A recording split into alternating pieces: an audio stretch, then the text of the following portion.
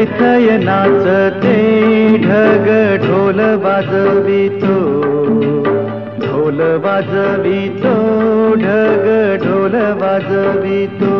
काळ्या मातीत मातीत टिपण चालते, टिपण चालते, टिपण चालते।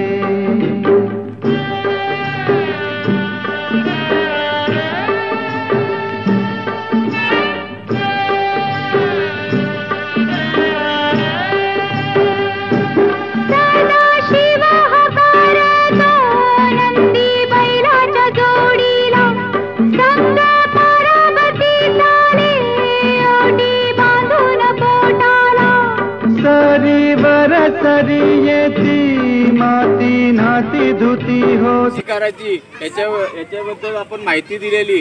आणि एक मेन महत्त्वाचा पॉईंट राहिलाय का शेतकऱ्यांनी शेतीवर भरपूर लक्ष भेंडी लागवड केले, त्या भेंडी दररोजची 20 किलो निघतात।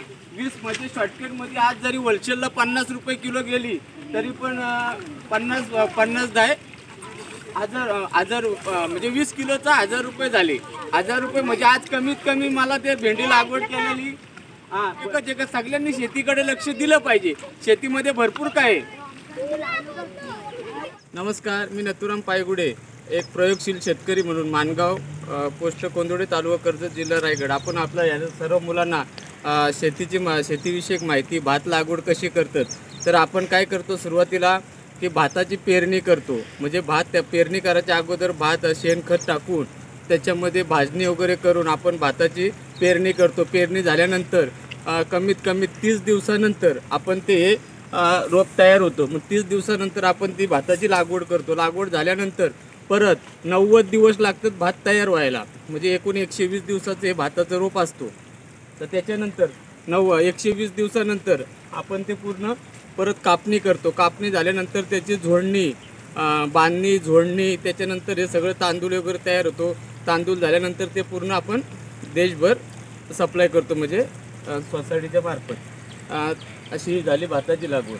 आणि हे ह्याचा काय उपयोग करतो ते पण सांगा ना मुलांना। ट्रॅक्टर, हे ट्रॅक्टर आपण म्हणजे उकलण्यासाठी, चिखल करण्यासाठी, म्हणजे पूर्वी असं होतं का बैलाचा नांगर होता, म्हणजे बैल नांगर आणि बैल त्याचा उपयोग करायचा। आता आधुनिक झाल्यामुळे हे ट्रॅक्टरचा उपयोग करायला लागला। आणि नांगर पूर्ण ऑर्गॅनिकच आहे, याला एकही रुपयाचं आपण युरिया म्हणजे केमिकल वापरत नाही। हे पूर्ण माझं एवढा 2 एकरचा गट ह्या पूर्ण ऑर्गॅनिक म्हणजे शेणखतच वापरतो सध्या। याला म्हणजे खत वगैरे माहीत नाही, आणि रासायनिक खतं आम्ही वापरत नाही।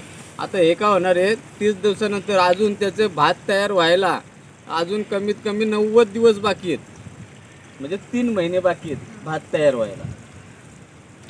3 महिने नुसती शेती नाही तर शेतीला जोडधंदा म्हणून आम्ही इकडे भेंडीची लागवड केली। इकडे भेंडीची लागवड केली, तिकडे वांग्याची लागवड केली, समोर वांग्याची लागवड आहे। म्हणजे शेती नुसती शेती भातच नाही तर आम्ही सर्व प्रकारचं भेंडी घेतो, वांगी घेतो, मिरची, टॅमॅटो असे भरपूर उत्पन्न शेतीमध्ये घेतो।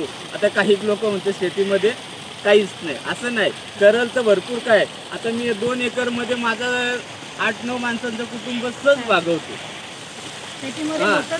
शेतीमध्ये सगळं काय होते, फक्त करणारा पाहिजे। भेंडी होते, वांगी होतो, टोमॅटो होतो, मिरची होतो। भात कापणी झाल्यानंतर आपण त्याच्यामध्ये कडधान्य तयार करतो। कडधान्य म्हणजे वाल, मूग, तूर, हरभरा, मटकी, म्हणजे हे सर्व प्रकारचं, म्हणजे आपल्याला वर्षाला लागणारं पहिली गोष्ट भात, त्याच्यानंतर काय लागतो, कडधान्य, म्हणजे आपल्याला डाळ लागते, त्याच्याबरोबर भाजीसाठी कडधान्य लागतं। म्हणजे कडधान्य सुद्धा आपण आपल्या शेतामध्ये तयार करतो, बरोबर ना। म्हणजे भात तयार झाला, तांदूळ तयार झाला, त्याला काय पाहिजे, कडधान्य पाहिजे आपल्याला जेवणासाठी, ते सुद्धा आपण घरीच तयार करतो। त्याला काय पाहिजे, नुसती दररोज कडधान्य नाही खाणार तर त्याला भाजी पण पाहिजे, तर ती भाजी सुद्धा आपण शेतात तयार करतो। फक्त करायला पाहिजे, सगळ्यांनी शेतीवरती जास्त लक्ष केलं पाहिजे। शेतीमध्ये भरपूर काय, फक्त करणारं पाहिजे।